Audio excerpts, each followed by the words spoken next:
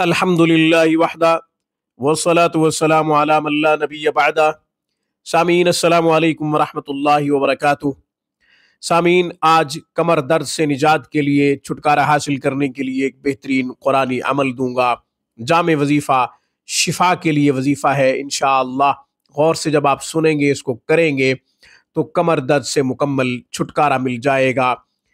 یہ وظیفہ بڑی عمر کے خواتین کے لیے، مردوں کے لیے بھی کیا جا سکتا ہے، اسی طرح شوگر کے مریضوں کے لیے بھی کیا جا سکتا ہے۔ غرض یہ کہ جن کو بھی کمر کا درد پریشان کر رہا ہے، یہ وظیفہ ان کے لیے کیا جا سکتا ہے۔ آسان سا وظیفہ ہے، قرآن سے وظیفہ منتخب کیا ہے۔ طریقہ بھی آگے چل کے بتاتا ہوں اختصار کے ساتھ۔ ہمیشہ کی طرح درخواست کروں گا کہ آپ خود بھی قرآن کریم پڑھیں، اپنے بچوں کو بھی صحیح حروف کے ساتھ قرآن لازمی پڑھائیں۔ آن لائن کلاسز اور علاج معالجہ کے لیے سکرین پہ دیے گئے ہمارے نمبروں پہ آپ ہم سے رابطہ کر سکتے ہیں۔ ہفتے کے 7 دن 24 گھنٹے ہماری بہترین اور معیاری سروس سے آپ فائدہ اٹھا سکتے ہیں۔ کمر درد کے مسائل بڑھ رہے ہیں۔ بڑی عمر کے خواتین و حضرات اکثر میسیجز کرتے ہیں، کال کرتے ہیں، واٹس ایپ پہ میسیجز آ رہے ہوتے ہیں کہ کمر درد سے نجات کے لیے کوئی قرآنی وظیفہ دیجئے، تو آج میں دے رہا ہوں۔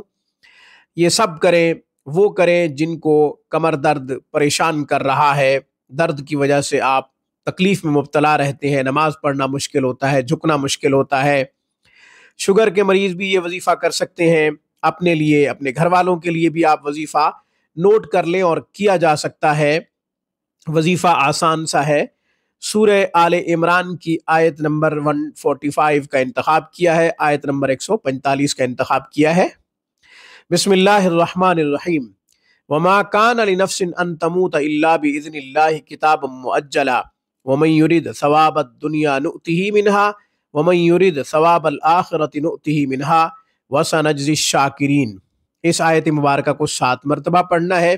اسی طرح سورہ قدر، انا انزلناہ فی لیلۃ القدر، اس کو بھی 7 مرتبہ پڑھنا ہے۔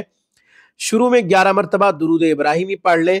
جب 7 مرتبہ ان دونوں کو پڑھ لیں، یعنی آیت نمبر 145 کو بھی پڑھ لیں اور سورہ قدر کو بھی 7 مرتبہ پڑھ لیں، تو پھر آخر میں آپ نے 11 مرتبہ درود پڑھنا ہے، درود ابراہیمی۔